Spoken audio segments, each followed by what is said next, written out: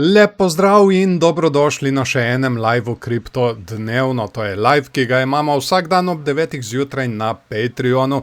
In če se mi želite pridružiti v živo, so povezave spodaj v opisu in pripetem komentarju, če to seveda spremljate kasneje preko YouTubea. In če spremljate kasneje preko YouTubea, se ne pozabite naročiti na moj kanal, da ne boste kakšnega posnetka tega livea zamudili. In poleg tega, če vam je tole všeč, se priporočam tudi za kakšen všeček, da malo požene algoritem. Mi smo imeli včeraj kar zanimiv dan. Smo imeli tudi poseben live na Patreonu, ki ne bo objavljen na YouTubeu. Danes je pa torek, 7. april.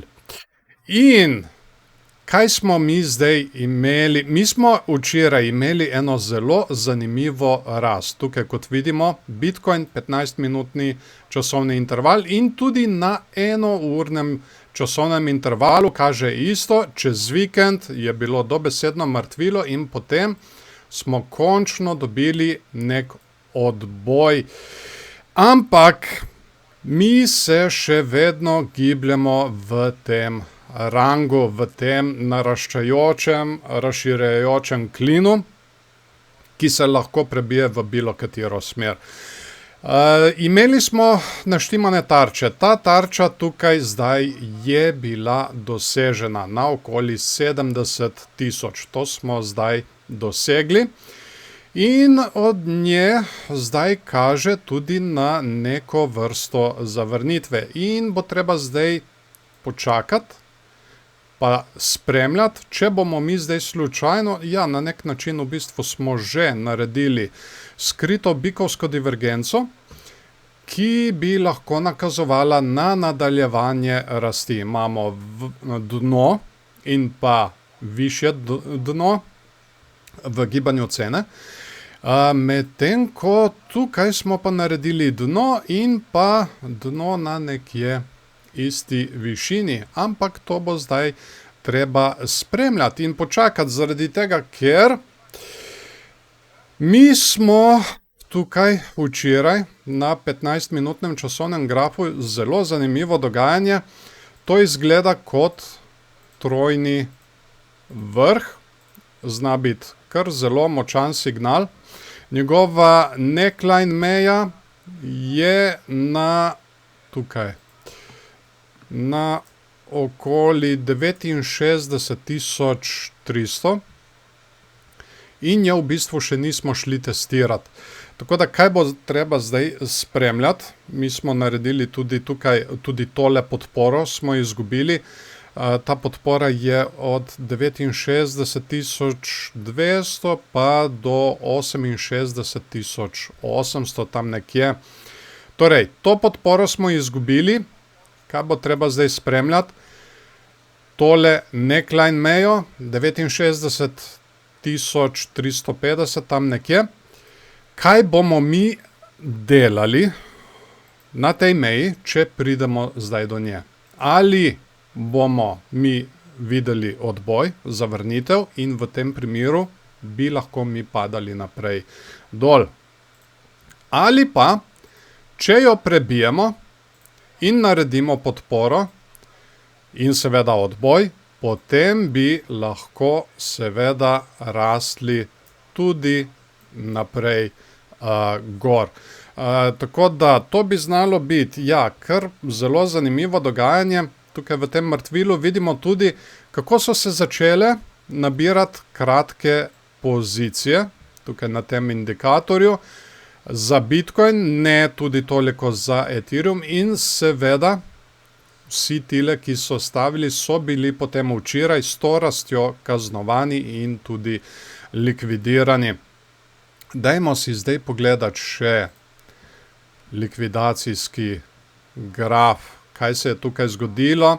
To imam trenutno naštimano na 24 ur in vidimo tukaj vse te ljudi, ki so včeraj potem prehitro stavili na rast in so bili tudi zdaj s tem zadnjim padcem likvidirani.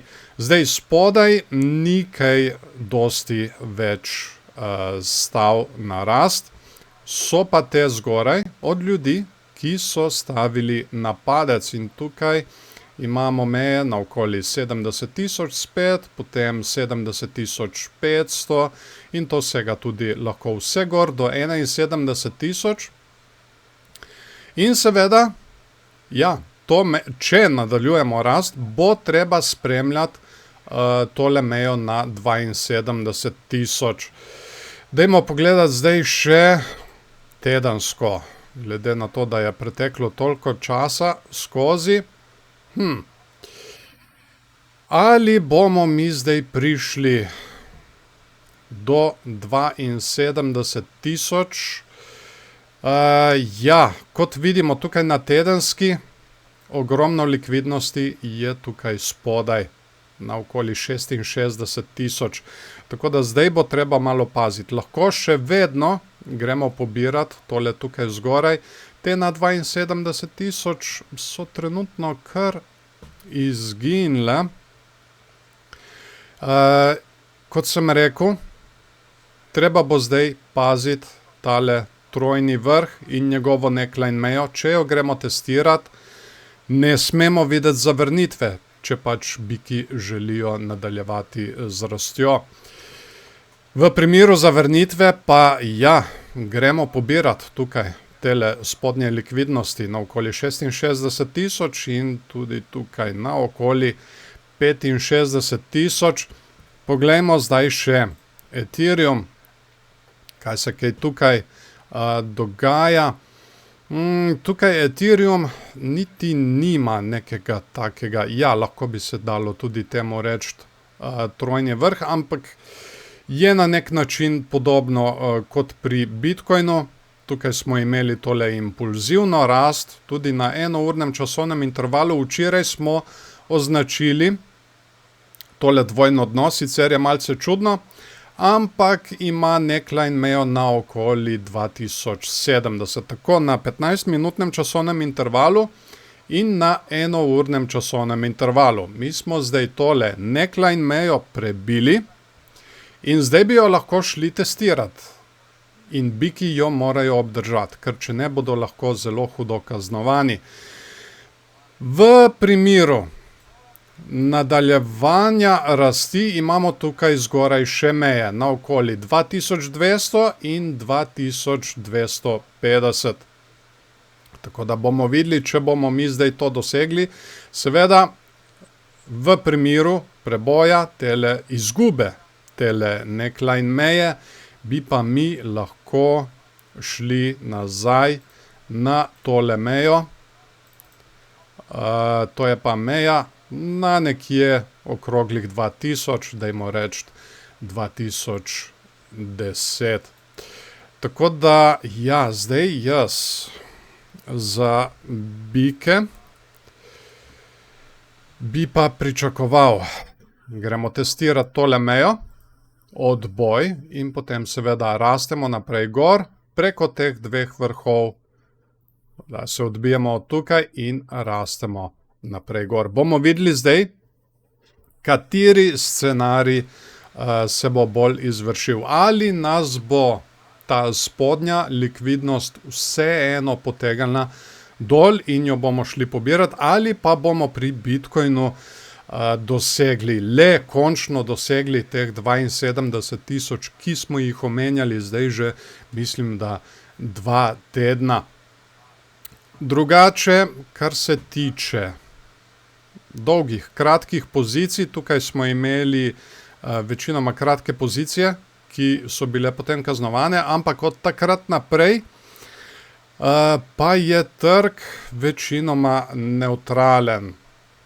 Tako da, ja, možnost še vedno je tukaj za nadaljevanje rasti, bomo pa videli, kako se bo izteklo. Zdaj, če bo karkoli pomembnega, če se bo karkoli zgodilo še skozi dan, bom seveda še dodatno obveščal preko Patreona, tako da, če se mi želite pridružiti, tudi tam so povezave spodaj v opisu in pri 5. komentarju. In če spremljate to kasneje preko YouTuba, se ne pozabite naročiti na moj kanal, da ne boste kakšnega posnetka tega live zamudili. In seveda se priporočam tudi za kakšen všeček in pa komentirajte spodaj, razvijajo se kar dobre debate in tudi zelo rad podebatiram z vami. Tako, jaz vam zdaj želim en lep dan še naprej in seveda se vidimo ponovno jutri ob 9. zjutraj. Čau, čau.